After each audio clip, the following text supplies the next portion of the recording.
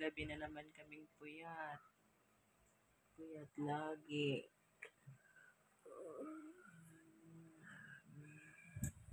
Hindi siya makatulog guys kasi nga may ubo na naman.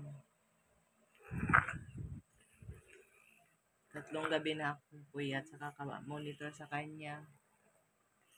Halos buwan-buwan na lang kami nasa ospital. Buwan-buwan na lang kami nasa clinic ba. Buwan-buwan na lang. Tapos antibiotic. Ngayon may antibiotic na naman siya. Grabe talaga yung ubo niya kapag kagabi. Hindi ako nakakatulog kasi yung paghinga niya masyadong mabilis. Mabilis yung kanyang paghinga. Eh, natatakot ako. Grabe talaga yung ubo niya. Yung ubo niya.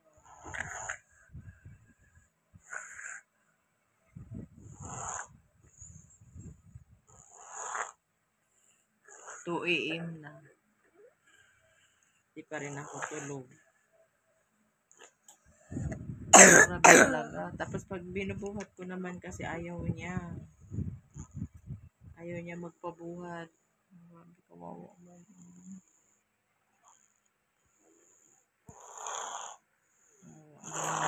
Grabe talaga yung ano niya. Lagi na lang siya ganyan. Ang sabi naman ng kanyang pedya sa ano daw, sa panahon. Pero sabi ko, bakit siya laging ganun? Yung ibang bata, hindi naman. Mahina nga daw yung kanyang resistensya.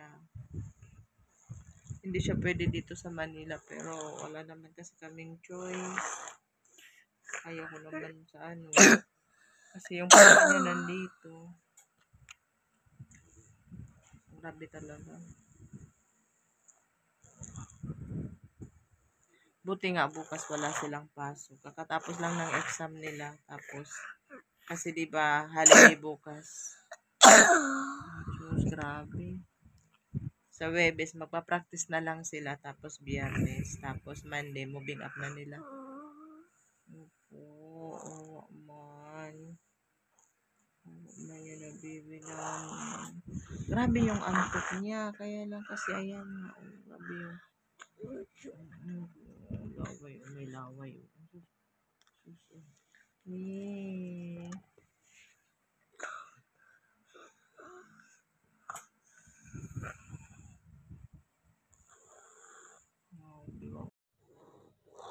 Kawawa man yung antok na antok siya. Tapos ayan, inaatake ng upo.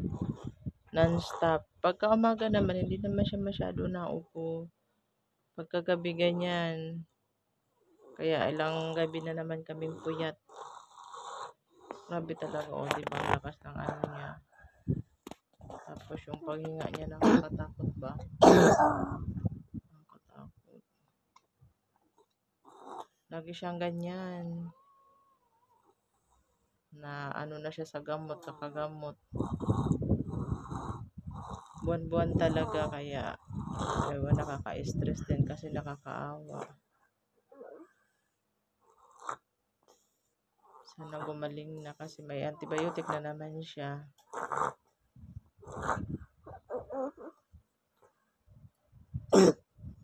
Diba? Grabe yung ubo talaga niya.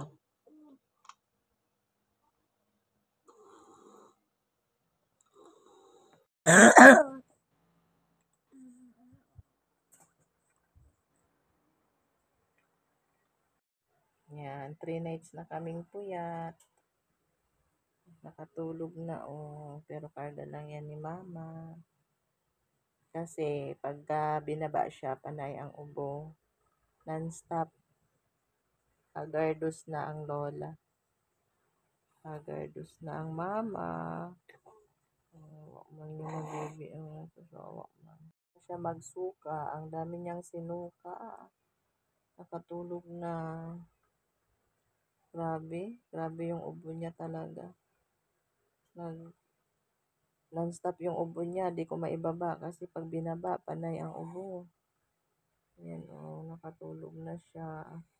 Nakatali pa ang buho kasi panay ang suka.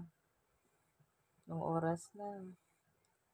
1:00 na, 1 AM na. gising pa rin ang mama. Puyat na 3 gabi ng puyat. Walang tulog. Kakabantay sa baby namin. Oh, baby na yan. Awawa man.